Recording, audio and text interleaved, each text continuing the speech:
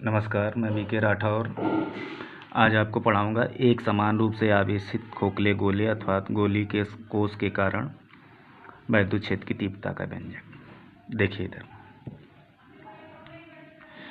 ये capital R त्रिज्या का खोखला गोला है, प्लस क्यू आवेश से आवेशित है।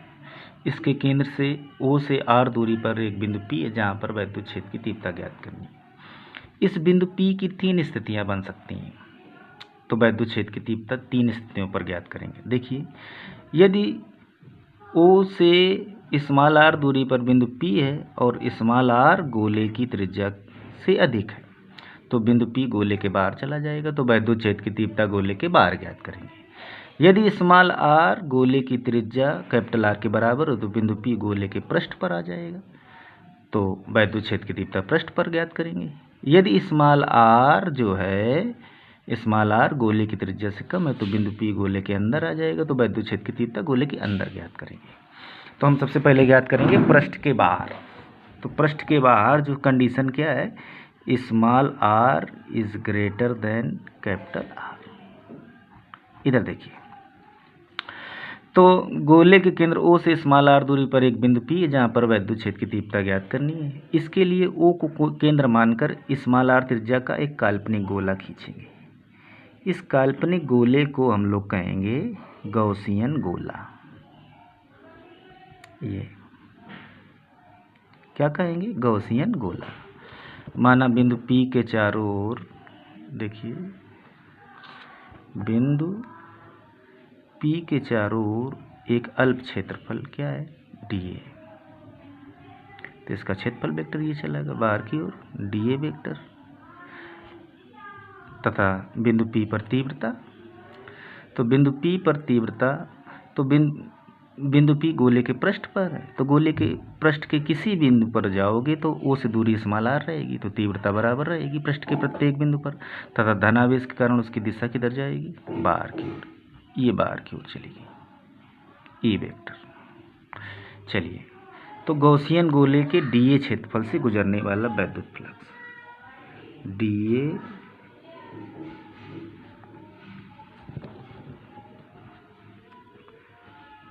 क्षेत्रफल से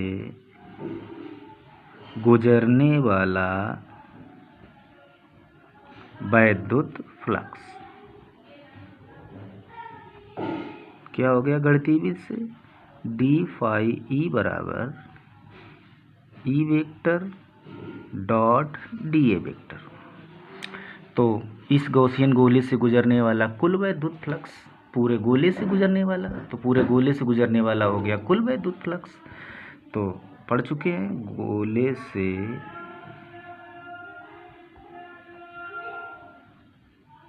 गुजरने वाला कुल वैद्युत फ्लक्स कितना हुआ?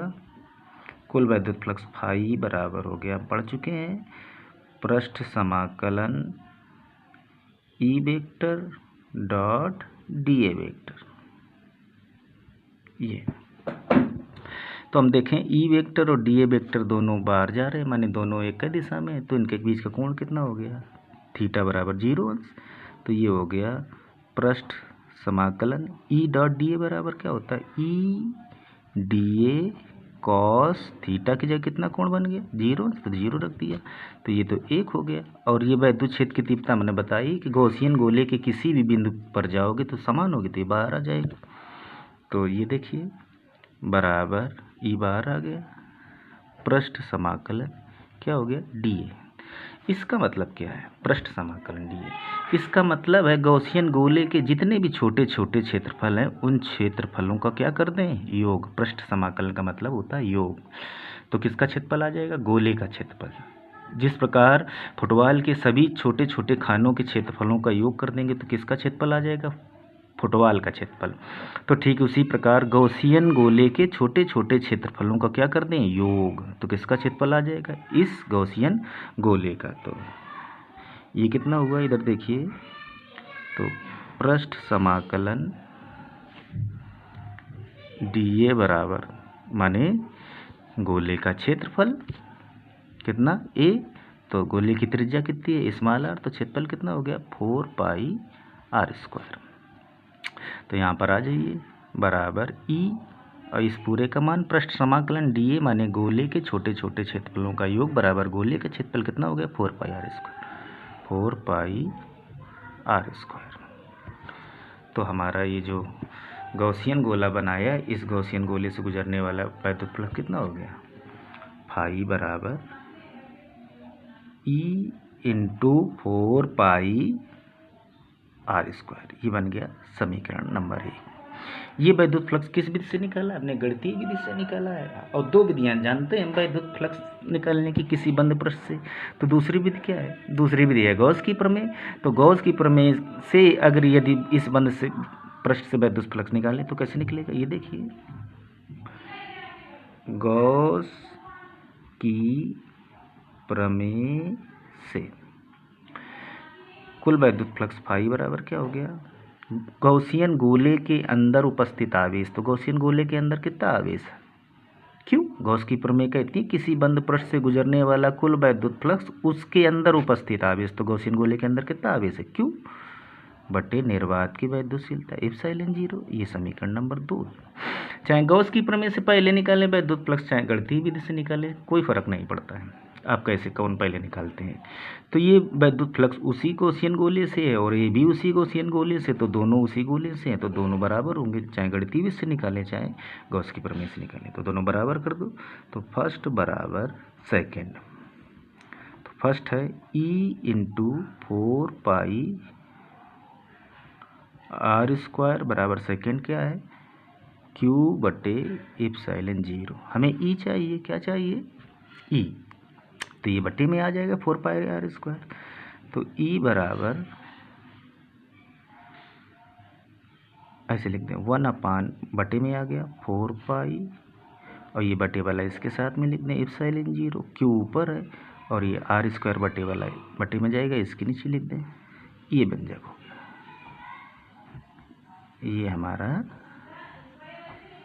पृष्ठ के बाहर वैद्युत क्षेत्र की तीव्रता का व्यंजक हो गया, पृष्ठ के बाहर हो गया। अब दूसरी स्थिति हम कहाँ पहुँचेंगे, दूसरी स्थिति में यदि स्मॉल आर गोले की त्रिज्या के आर के बराबर हो तो बिंदु पी कहाँ पर होगा पृष्ठ पर। तो आप दूसरी स्थिति में पहुँचेंगे गोले के पृष्ठ पर, गोले के पृष्ठ पर।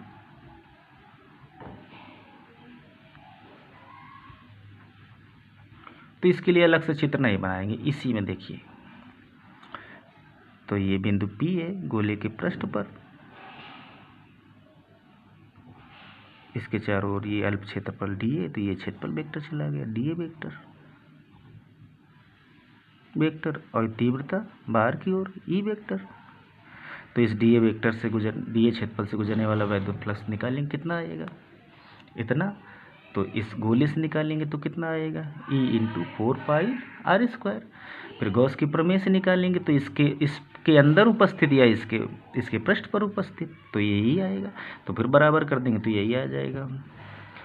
तो पृष्ठ पर जैसे ही गोले के पृष्ठ पर जाओगे बिंदु P की दूरी स्मॉल आर गोले की त्रिज्या कैपिटल आर की कैसे हो जाएगी बराबर, तो स्मॉल आर बराबर कैपिटल आर। तो हम सिद्ध कुछ नहीं करेंगे, बिल्कुल यही लिख देंगे। बस इस समय स्मॉल आर का मान कितना हो जाएगा पृष्ठ पर, गोले के पृष्ठ पर स्मॉल आर किसके बराबर हो जाएगा कैपिटल आर। तो तीव्रता का सूत्र आपका बनेगा 1/4 पाई एप्सिलॉन 0 क्यू बटे स्मॉल आर की जगह क्या हो जाएगा कैपिटल आर स्क्वायर। तो ये हमारी तीव्रता के व्यंजक कहाँ आ गया गोले के पृष्ठ पर। अब चलिए गोले के अंदर, तो गोले के अंदर के लिए हमने चित्र पहले से बना रखा ताकि कुछ समय बच जाए। ये देखिए गोले के अंदर, गोले के अंदर जाओगे तो बिंदु P मान लिया यहाँ O से R दूरी पर एक बिंदु P है। तो P पर तीव्रता ज्ञात करने के लिए एक काल्पनिक गोले की कल्पना करेंगे, काल्पनिक गॉसियन गोले की कल्पना करेंगे। कितनी त्रिज्या का स्मॉल आर त्रिज्या का, तो इसका क्षेत्रफल वेक्टर ये चला जाएगा DA वेक्टर और तीव्रता बाहर की ओर E वेक्टर ये चला गया। तो फिर ठीक स्मॉल आर त्रिज्या से गोले से गुजरने वाला कुल विद्युत फ्लक्स। अब हम इतना नहीं करेंगे, सीधे करेंगे। देखिए ये है स्मॉल आर त्रिज्या गोले से गुजरने वाला कुल विद्युत फ्लक्स। अब ये नहीं करेंगे अल्प से निकालें फिर पूरे पृष्ठ से निकालें, सीधे निकालेंगे। फाई बराबर ई इंटू 4πr²। तो जब बिंदु P गोले के अंदर है तो गोले से गुजरने वाला कुल विद्युत फ्लक्स कितना हो गया? तो फाई बराबर कितना हो गया? E into 4πr²। अब गॉस की प्रमेय से निकालिए। गॉस की प्रमेय से फाई बराबर क्या हो गया? गोले के अंदर उपस्थित आवेश। तो ध्यान दें गोले के अंदर यहाँ तो कोई आवेश ही नहीं, आवेश तो गोले के पृष्ठ पर है। जिस प्रकार प्लास्टिक की गेंद को पानी में फेंक दे तो पानी उसके पृष्ठ पर होगा, अंदर तो होगा नहीं। तो गोले के अंदर उपस्थित आवेश, तो स्मॉल आर त्रिज्या के गोले के अंदर तो आवेश है ही नहीं। तो आवेश है नहीं तो है कितना? क्यू का मान कितना है? 0 / निर्वात की वैद्युशीलता एप्सिलॉन 0। इसको अगर हम फर्स्ट मान लें, इसको सेकेंड, तो फिर वही फर्स्ट बराबर सेकेंड, फर्स्ट बराबर सेकेंड। फर्स्ट है E इंटू 4πr² बराबर सेकेंड कितना हो गया? 0। तो E बराबर कितना हो जाएगा? E बराबर 0। माने गोले के अंदर ये बिंदु यहाँ हो, चाहे यहाँ हो, चाहे यहाँ हो, चाहे यहाँ हो, कहीं भी हो, वैद्युत क्षेत्र की तीव्रता कितनी होगी? 0। अगर वो बिंदु इस गोले के केंद्र पर आ जाएगी तो भी 0। तो ये बहुत पूछा जाता है कि गोले के अंदर केंद्र पर वैद्युत क्षेत्र की तीव्रता कितनी होती है? 0। तो ये व्यंजक आपके हो गए। तो अगर ये वीडियो आपको पसंद आया हो तो लाइक करें, शेयर करें, सब्सक्राइब करें। नमस्कार, धन्यवाद।